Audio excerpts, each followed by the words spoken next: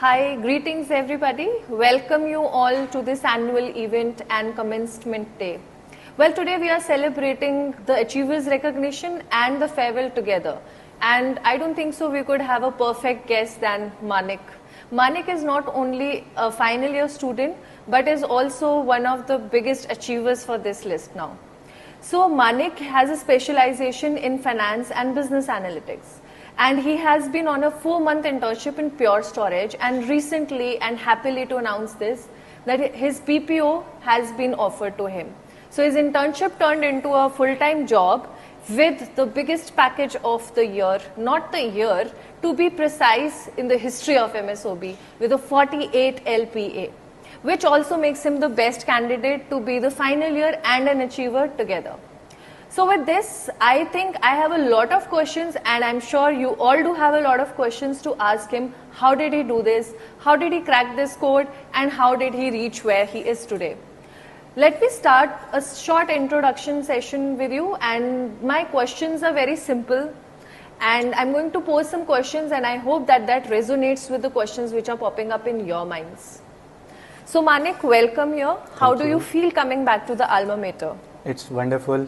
I feel excited to share my experiences, share my internship experience, how I got PPO and all other things. So it's wonderful, yeah. That's nice to hear. So Manik, my question is first, let's say going back to the time when you were preparing for your interviews and jobs. At that time, could you have done something better, or you could have changed something which you would have been using right now to fix yourself or fit yourself better into the work culture?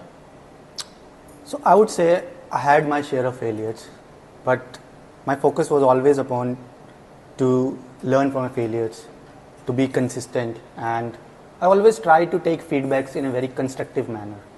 And I see this is one of the most challenging part in today's generation. They don't take feedbacks in a constructive manner. They take it as shame or something. But if we start taking our feedbacks in a constructive manner, only then it will help us in working upon our shortcomings or moving ahead, and when the time comes, we can give our best shot. Okay, so if you could have just precisely put it up into some few words and give it up as an advice, how would you put it? So I would say that opportunities will come and go, but it's our duty to always show up and always do hard work, and when the right opportunity comes, we can give our best shot. We have to be always prepared. So because we don't know which opportunity is the best suitable for us. So when the right opportunity will come, we can give our best shot. Yeah. I think that's a wonderful advice, Manik. I think you all heard that. It's now time for a reality check. So Manik, when you had to join Pure Storage, right, you might have a certain perception about your workplace. How was that perception of your workplace different from the actual workplace? Was there a gap? Was there a difference? Was your imagination and your reality different, or they blended in nice? So honestly, when I come here for pursuing my MBA, I had a small work experience prior to that, and where I actually got to know how corporate looks like, what the corporate environment looks like, and how corporate environment is. So I was quite aware that how corporate environment is, and when I was to join Pure Storage, I was quite aware that the environment would be like this. So I would not say it's very different from my expectations, but yes, I had few things in my mind, and I was preparing for that things, and I did my best there. So do you think that internship and project experiences, which sometimes students end up doing for the namesake, is not the right way to do it? And do you think that the experience of internship and projects is actually helpful in fetching some good job roles in future? Actually, you have raised a very good point, because one of the biggest challenge today is that people or students do internships for just of namesake. That should not be done. We have very casual attitude. That have to be leave, and we have to be professional. It should be taken as a proper employment, and we have to gain as many skills as possible. We have to learn. We have to improve our attitude. As I've already mentioned, that we have to be determined, we have to be patient, and if we have right attitude, we can have something. Yeah. Well, Manik has always been a student who has always taken every small or big task very seriously. Coming from him, it seems very familiar to me as well. So last questions for Manik, but this time the question is for your academic life. So from your first year of MBA till your corporate life began, did you prioritize each and every module for a specific skill or something that you wanted to do or learn, or was it going with the flow? So my academic journey has been very diverse, but in MBA I would say that we have module systems. And in the initial modules, my focus was more upon to strengthen my fundamentals. And in the middle, as we have industrial trainings, industrial experts visited our college and I tried to learn as much as possible from them.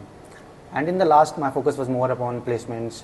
I tried to participate in different activities. I try to participate in as many activities as possible. Suppose I give you one example.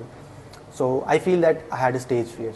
So I start participating in presentation competitions and a lot more activities like this, which actually helped me in my placements and on the final day, in my interviews as well. And finally, yeah, that's the thing. So basically you were working more on the weaknesses at this moment of time, and you were converting your weaknesses into your strengths. Yeah, that's actually how I was working upon the things, because on the strengths part I already know that these are my strengths, but in the weakness I know that I need to work upon these things. So I deliberately put myself in that condition so that I can face this thing right now, so that I don't have to worry about that things in the future. Yeah. Hence proof SWOT analysis works. Yeah. How could we not take an opportunity and ask Manik to share a piece of advice for all of you? So yes, this is my full and final question for you. What would be one piece of advice that you would like to share with all your juniors and everybody who's looking for a good achievement in terms of placements? So I would like to talk about 4 things here. One is your attitude matters, how you take things. Second thing is you have to be always determined and disciplined in your life. The third thing is hard work, and fourth thing is patience.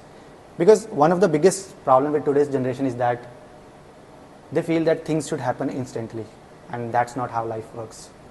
As I have already mentioned, that we have to keep working, keep doing our task, and we have to always show up. And when there will be the right opportunity, when there will be a good opportunity for us, and if we showed up, and we will definitely have success. Yeah. That's very nice. So these are some morals that Manik lives by, and certainly these are some morals which you should live by too. So with this, we would like to sign off. Thank you, Manik, for sparing your valuable time here. Now that we are bidding you a farewell, we would have loved to have you physically, but even this interaction means a lot for all of us. Thank you very much. Thank you so much for having me here today. Thank you.